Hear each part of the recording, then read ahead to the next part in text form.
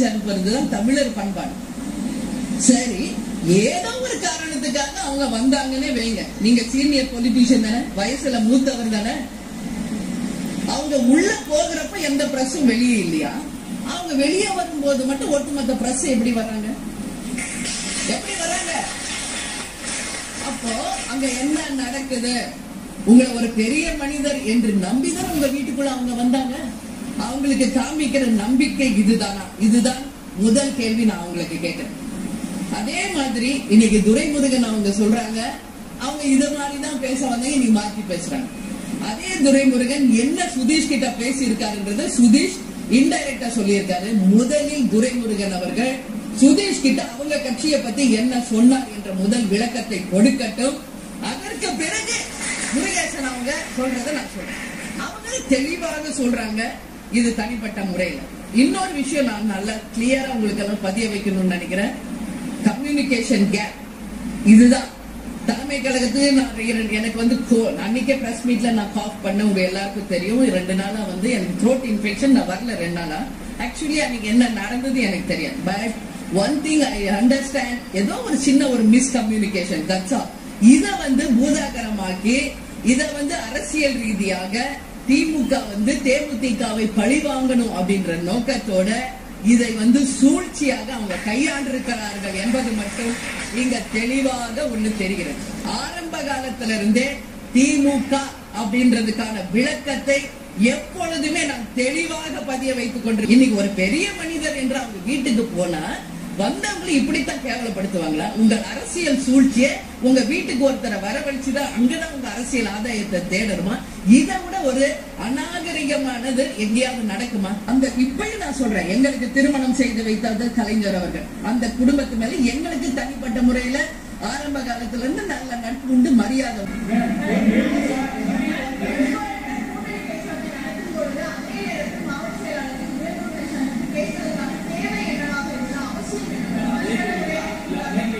இவங்க 2 பேர் போய் சந்திச்சு அவங்க பர்சனல் நேற்று சொல்லிட்டாங்க.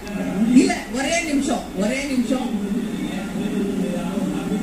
நீங்க எந்த சேனல் தான் டிவி? உங்களுக்கு தான் அதிகமான டவுட்ஸ் இருக்கும்.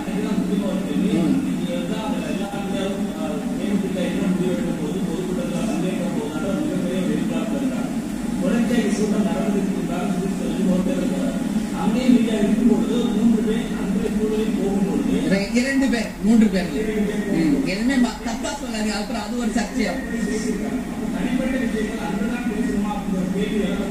எதுக்கு கேட்கணும்?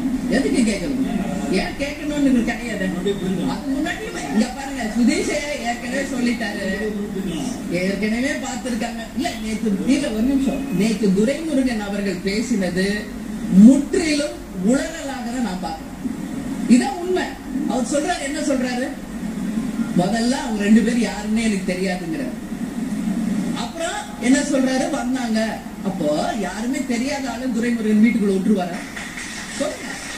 இந்த கேள்விக்கு எனக்கு பதில் தெரியணும். அவங்க 2 பேர் யாருன்னு எனக்கு தெரியாது, வந்தாங்க, கூட்டணி பேசினாங்க. அப்ப யாருன்னா தெரியாத ஆள் வந்தா துரைமுருகன் வீட்டுல விட்டுருவாங்களா? இன்னைக்கு அவர் ஒரு சட்டமன்ற உறுப்பினர் இருந்திருக்காரு, மந்திரியா இருந்திருக்காரு. எனக்கு அவர் இது வரைக்கும் நான் பார்த்தது இல்ல. எங்க மாவட்டத்தை சேர்ந்தவர் தான். அதே காட்பாடியில தான் நான் எக்ஸிலியன் காலேஜ்ல என்னோட டிகிரி நான் முடிச்சிருக்கேன். நாங்க பிறந்ததும் அதே வேலூர் மாவட்டம் தான். வேலூர் மாவட்டத்தை சேர்ந்தவங்க இந்த அளவு கீழ்த்தரமான ஒரு அரசியல் பண்ணுவாங்களாங்கிறத துரைமுருகர்கள் பார்த்துதான் நான் வந்து தெரிஞ்சுக்க வேண்டிய அளவு ஒரு வெட்கக்கேடாக அதை நான் கருதுறேன். ஏன்னா யாரும் தெரியாத ஒருத்தர் நீ எப்படி முதல்ல வீட்டுக்குள்ள விடுறீங்க? ரீசெண்டா ஒரு சீனியர் பொலிட்டீஷியன் என்ன சொல்லணும்? வந்தீங்க, எல்லாம் முடிச்சுமா போயிட்டு வான்னு சொல்லி அனுப்பினா உனக்காளுக்கு உள்ள கூப்பிட்டுட்டு வெளியே மொத்த பிரச்சனையை வரவழைச்சிட்டு உன்னோட தேர்தல் ஆதாயத்துக்காக நீங்க இதை யூஸ் பண்ணீங்கன்னா ஒட்டுமொத்த தமிழ்நாடு இதை வாட்ச் பண்ணிட்டு இருக்கு. ஒட்டுமொத்த தமிழக மக்கள் இதை பார்த்துக்கிட்டு இருக்காங்க. இது வந்து உண்மையில் கண்டிக்கக்கூடியது, அவமானத்துக்குரியது, தலை வெட்கி நிச்சயமாக ஒவ்வொருத்தரும் ஃபீல் பண்ண வேண்டிய ஒரு விஷயம். நீ சொல்லுங்க.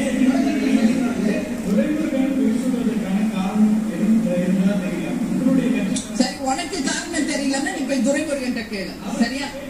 அங்க போய் கேளு. உனக்கு காரணம் தெரியலன்னா நீ அங்க கேளு. எங்களை பத்தி நீ இங்க கேளு. நீங்க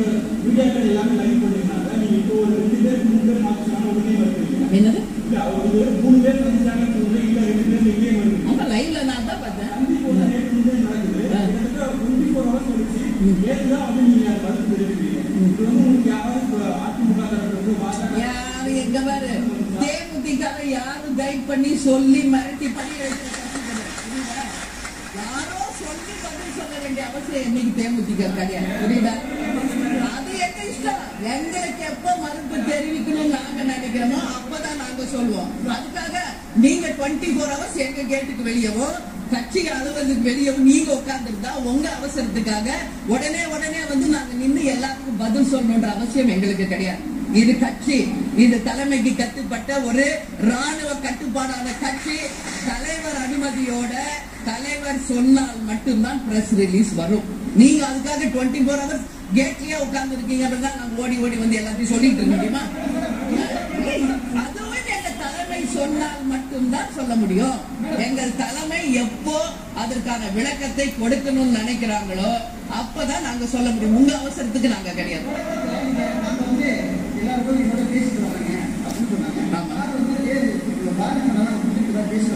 ஆமா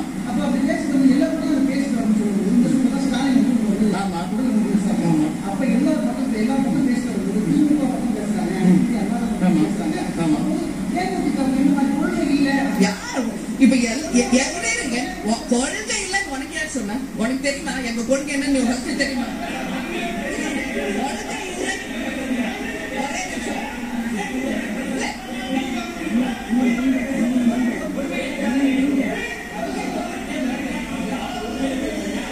ஒரு நிமிஷம் சும்மா இங்க பாருங்க. இருங்க ஒரு நிமிஷம். அப்ப நீங்க எது வேணாலும் எங்களை கேட்கலாம்.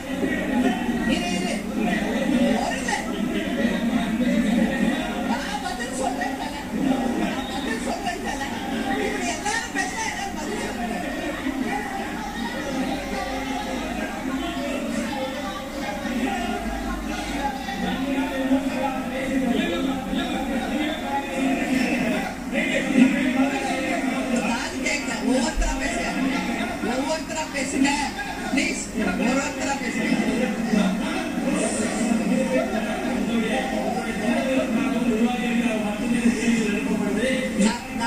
நான் வந்து உட்கார்ந்தவன என்ன சொன்னேன்?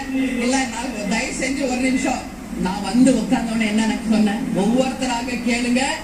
எல்லா கேள்விக்கும் நான் பதில் சொல்வேன். தெளிவா சொல்லிட்டு தான் உட்காரு. இப்ப இங்க ஒருத்தர் பேசுறீங்க, அங்க பேசுறீங்க, அங்க பேசுறீங்க, எப்படி பதில் சொல்ல முடியும்? யாராவது ஒருத்தர் கேளுங்க.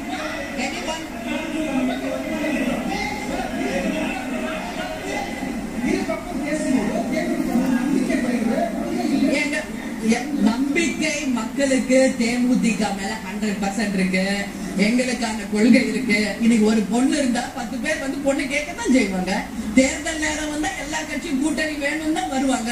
ஆனா யாரோட கூட்டணி அப்படிங்கறது ஒரு தலைமையும் அந்த கட்சியை சேர்ந்தவர்களும் எடுக்க போற முடிவு. அப்படி பார்த்தா இன்னைக்கு தமிழ்நாட்டுல யார் கூட்டணி பேசல, யார் கூட்டணி அமைக்கல, எல்லாருமே பேசிக்கிட்டு தான் இருக்காங்க. அப்ப இத வச்சு நீங்க என்ன கொள்கை என்ன சரி